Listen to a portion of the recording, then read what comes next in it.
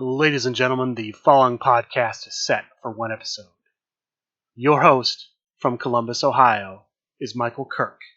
Welcome to the Outlaw Mudcast. Hello and welcome to the Outlaw Mudcast, your digital audio dirt sheet for all things Super Show. Top story this week, Freecon 3, September 17th, Game King, Fall River, Massachusetts. We had another Create a Competitor tournament and a number of featured matches. Let's talk about the tournament first. There ended up being 38 players in the tournament. They had 6 Swiss rounds, and then they cut to a top 16 single elimination. This tournament was a modified Play Pure tournament. Play Pure normally means no entrance cards, no spectacles, and no skill requirement cards. They did allow skill requirements here, that's why it was modified. Otherwise, they held to all the other rules of Play Pure. As such, there were no other stipulations in this tournament besides their modified Play Pure format. This, from what I understand, is a free tournament, no entrance fee.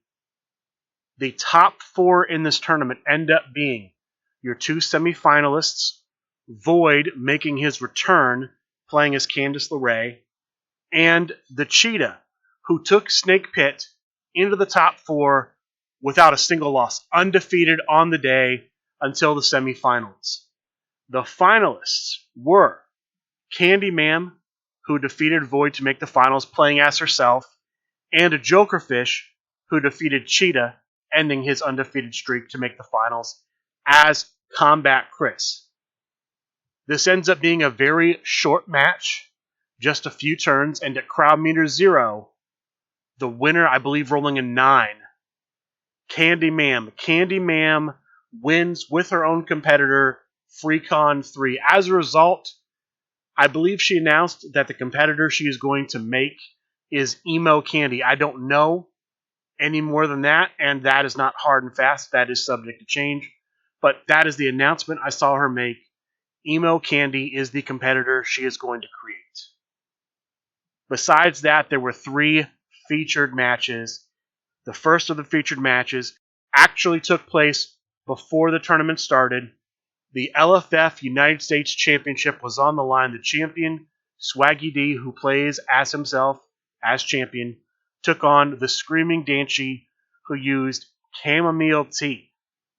In only 2 turns, Screaming Dancy winning the first turn, playing a lead and a follow-up, and then the second turn, playing his finish, is able to, I believe, roll a 10. Swaggy D cannot break out. The Screaming Dancy is the new LFF United States Champion. Congratulations to him on his victory. The next featured match at Freecon 3 was a match for the LFF Tri-State Championship. The current champion, Press 1P, the player of the era, playing as the newest version of the Alien Invader, took on challenger Candyman Dan, playing as Candyman. Unfortunately, unlike in the main tournament, Candyman is not victorious at crowd meter 2. Press 1P wins. He remains the LFF Tri-State Champion.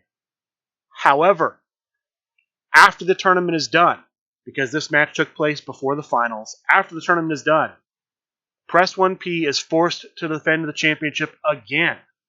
This time, he has to take on Wrench Monkey, playing as Wrench Monkey. Once again, the Tri-State Championship is on the line, and I did not mention this earlier, but I'll mention this here. As always, the LFF Tri-State is defended using the New York rules stipulation. As far as I know, that stipulation is still no disqualifications, no countouts. The match starts at crowd meter 1. This match went a lot further, went all the way to crowd meter 4. There were many twists and turns. We saw John Press 1P use a bootlegger as a stop to potentially win the match. He did not on that bootlegger. He only rolled a 7, and Wrench Monkey kicked out. But at crowd meter 4, the winner still champion John Press 1P. Congratulations to him for winning the LFF Tri-State Championship, for having another successful defense as champion.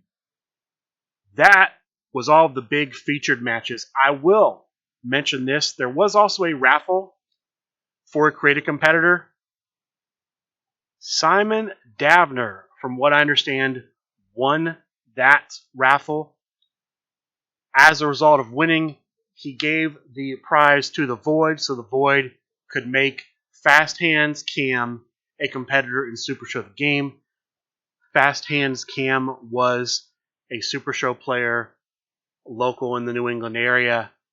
In part, Freecon 3 was in his memory, and now he will be, from what I understand, a competitor in Super Show the Game.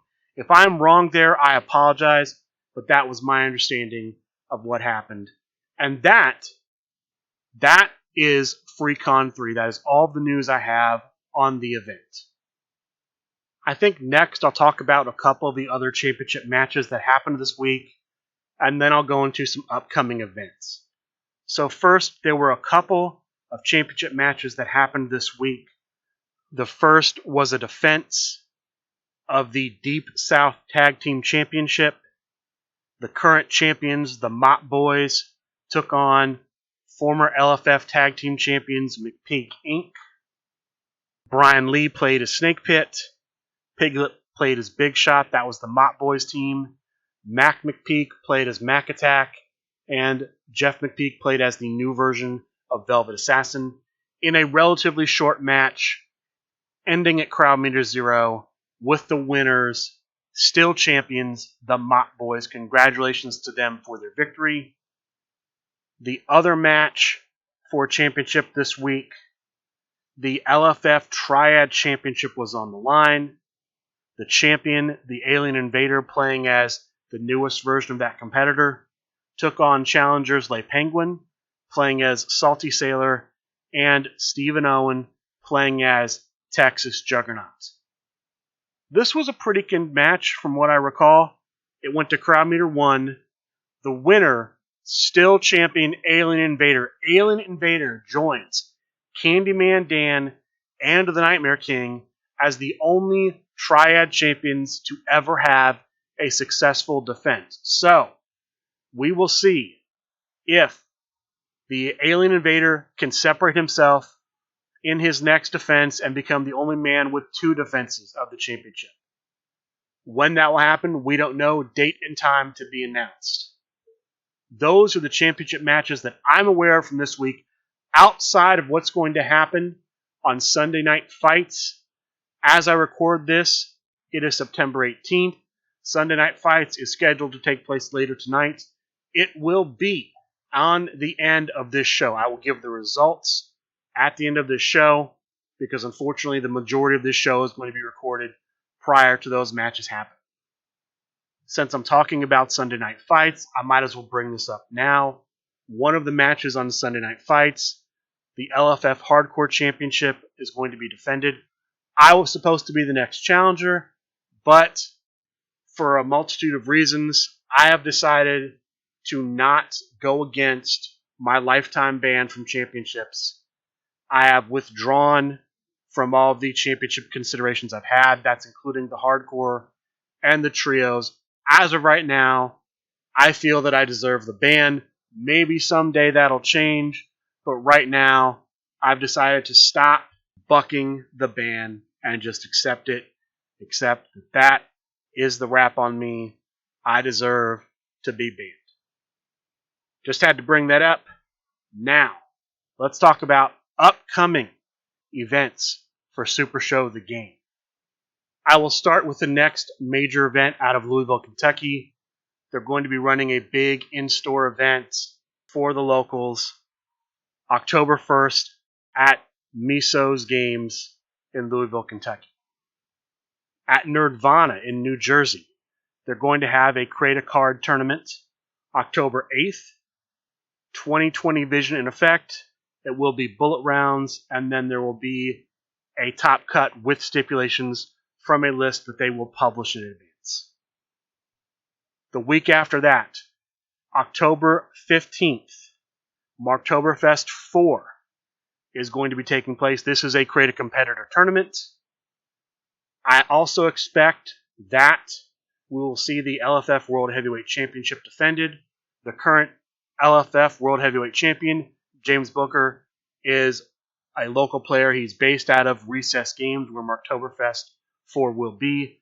I expect that belt to be on the line.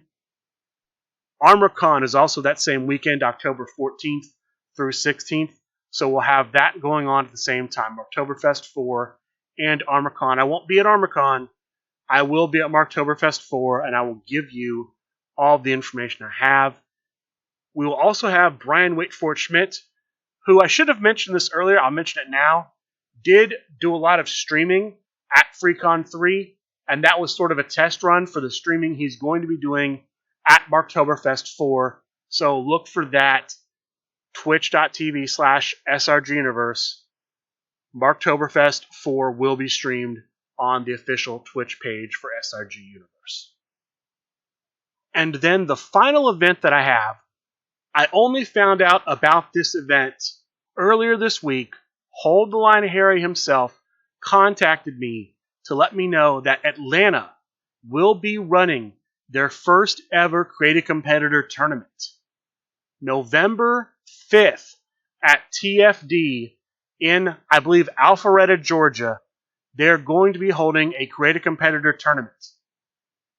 This shocks me for a couple of reasons. Number one, seemingly out of nowhere, was not expecting it. Very glad to see that Atlanta continues to put itself on the map by now holding their first ever Create a Competitor tournament. They have that big convention, Dragon Con, down there annually. They added Southern Fried Gaming Expo to their events. Now, their first ever Create a Competitor tournament. That's the first reason. The second reason is this. As many of you may know, Hold the Line Harry, well-known British player, recently became a United States citizen, recently announced his love for America. And to show you how much of a transition he has made from being pro-British to being almost so American he's anti-British, that he has decided to host the first ever Atlanta Create a Competitor tournament on Guy Fawkes Day. Just days after the Queen of England passes during the year of her Platinum Jubilee, Hold the Line Harry comes out and announces that on the anniversary of a plot to blow up Parliament, they're going to have their first ever Create a Competitor tournament. Almost saying the monarchy down, Parliament next. Shocking to me. Absolutely shocking. The turn of events from Hold the Line Harry. I cannot believe it. Is there more to the story? We'll just have to see. But right now, very interesting development coming out of Atlanta. Right now, though, all we know, November 5th, TFD, Alpharetta, Georgia, the first ever Atlanta Create a Competitor tournament. That is all the news I have right now for upcoming events for Super Show the Gate. Let's talk about the CCC next. The 2021 Create a Competitor competition, as I reported last week, has concluded round 3. For some reason, and I do not know why, there was no announcement as to who won round 3, match 2. We'll have to wait until next week. Hopefully, we will not only have the results of the last match of round 3, but we will know everything that is supposed to happen in round 4 in the semifinal round, because time is ticking away. October 15th is supposed to be the deadline. That weekend, that is supposed to be the deadline for this contest. That does not give us a lot of time. By my reckoning, next Wednesday, when the announcement is made, there is just over 3 weeks from that Wednesday until the deadline, until ArmorCon when the winner is supposed to be announced.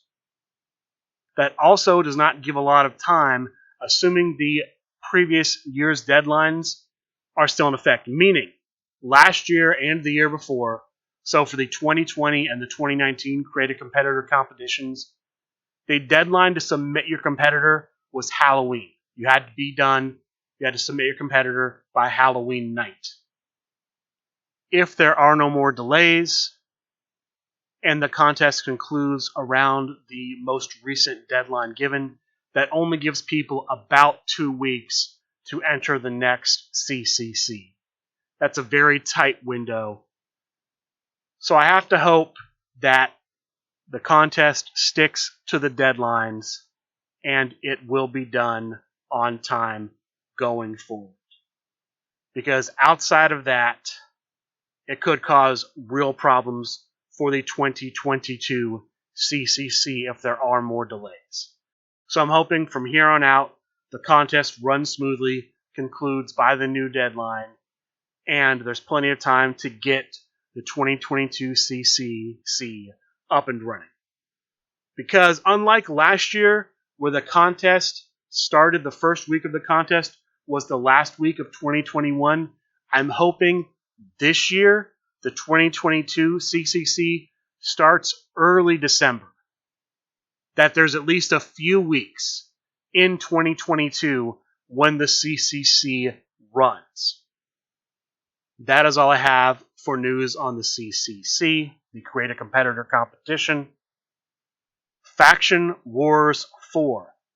On the last episode of Talk of the Universe, they drafted the order for the teams in Faction Wars to pick their competitors for the Faction Wars draft taking place next Sunday night, September 25th. As such, because of the time of the draft, I will probably not be able to talk about the draft on next week's episode. The episode will likely be concluded and published before the draft, so I will not be able to give you any information on the draft. I will give you the order, though, of the picks from the first pick to the last pick in round 1.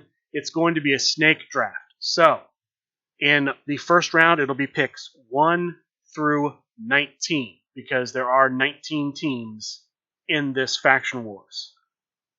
In round 2, the order will reverse.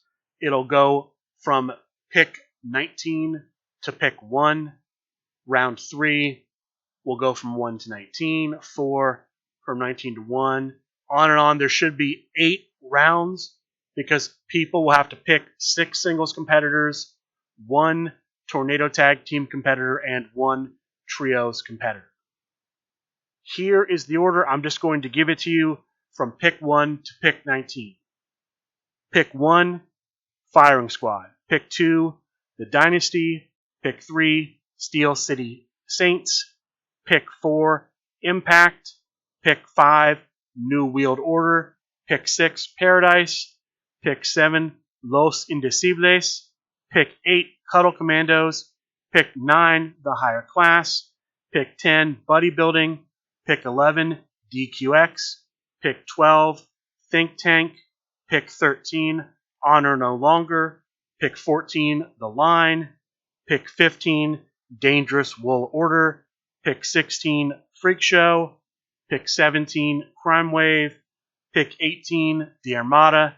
And the last pick of round 1, pick 19, Undisputed Underground.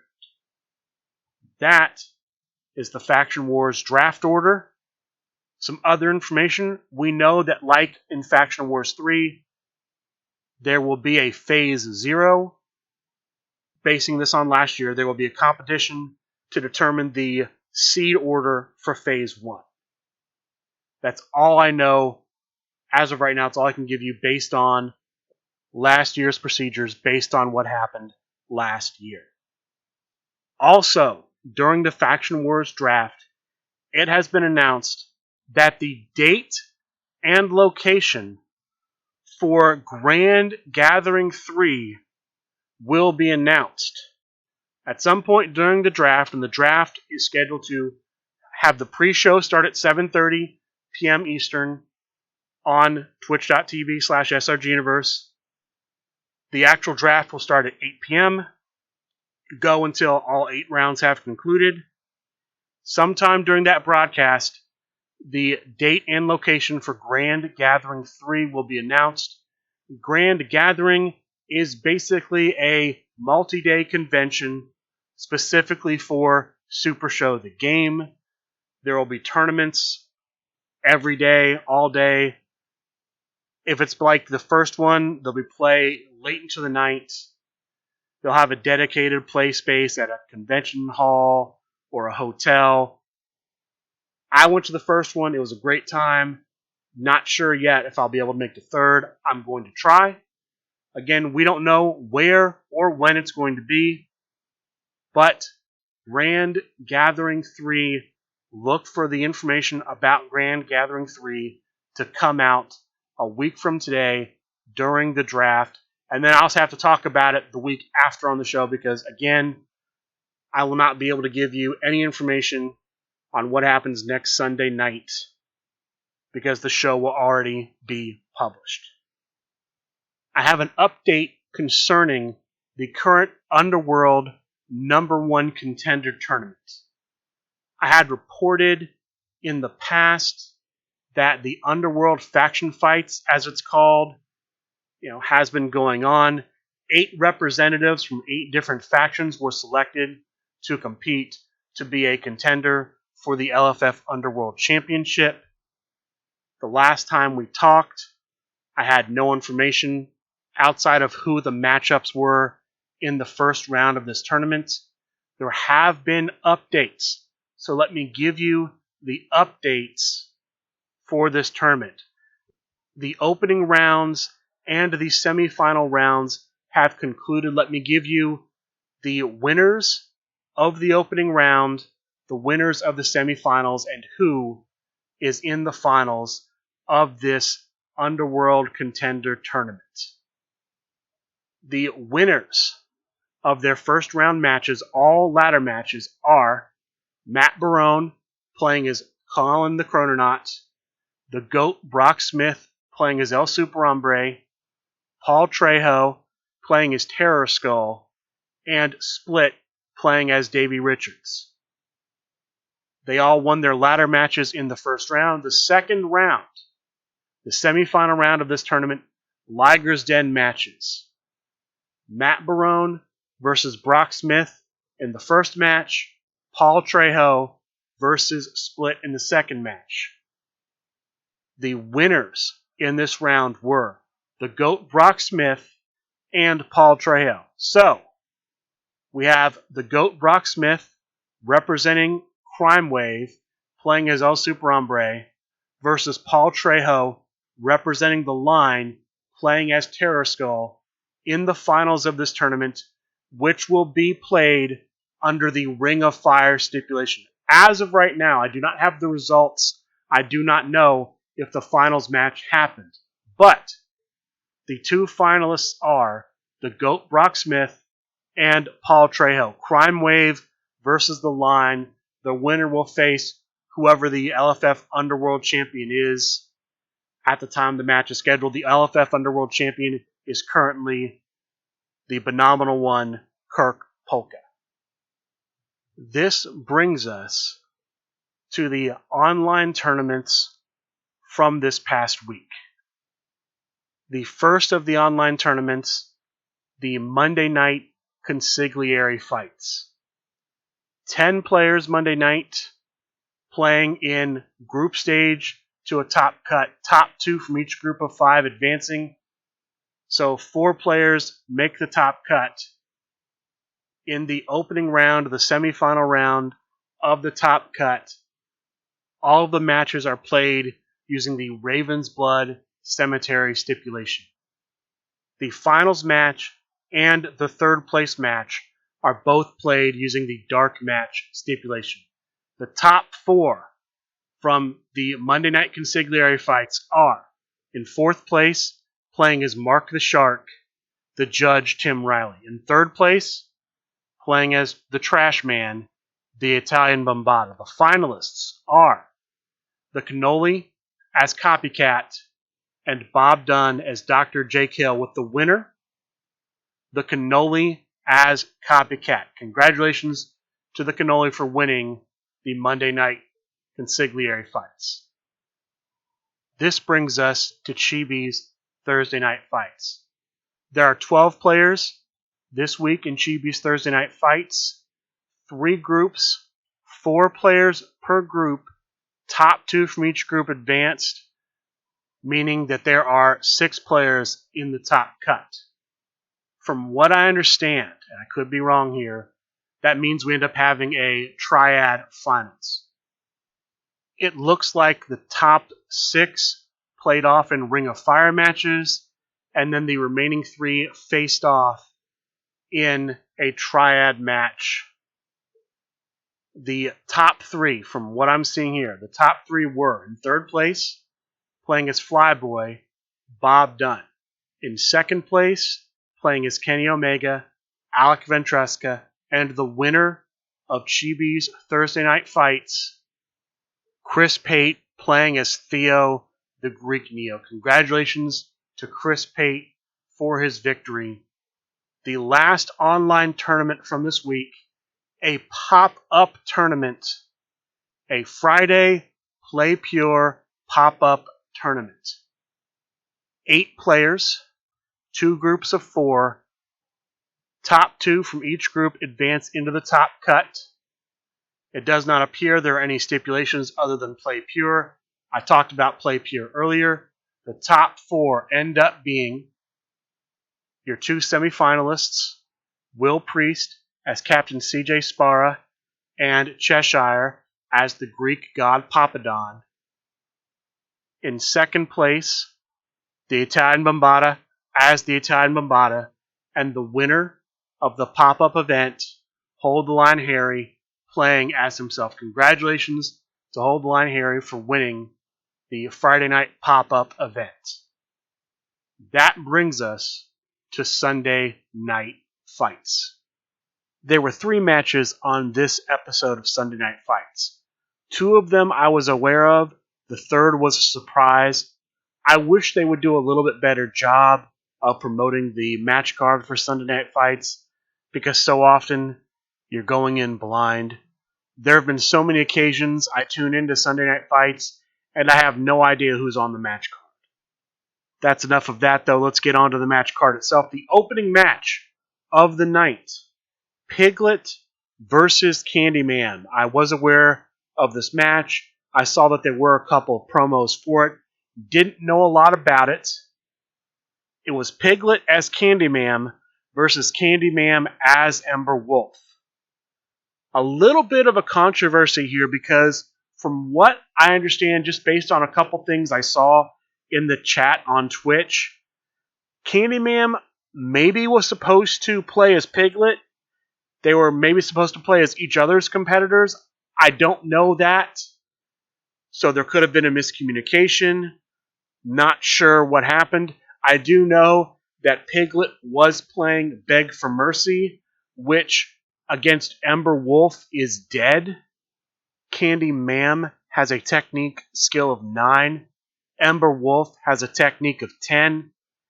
Piglet, if Candy Mam had been playing Piglet, I believe is Power 10, Grapple 9. So Beg for Mercy would have been live against Piglet. I'm not sure how much this ended up mattering because the story of this match was pretty much Candy Mam winning the majority of the turn rolls.